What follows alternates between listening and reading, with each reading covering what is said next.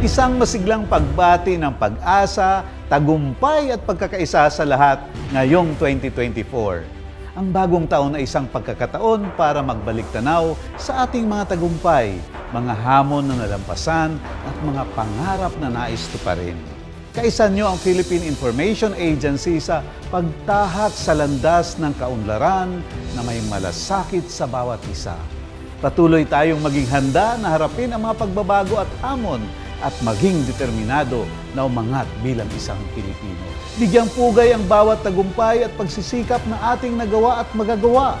Magpasalamat tayo sa lahat ng biyaya na ating natanggap at naway ang bagong taon ay magdulot ng bagong sigla, inspirasyon at determinasyon sa ating mga puso. Isang mapagpala at masayang 2024 sa bagong Pilipinas.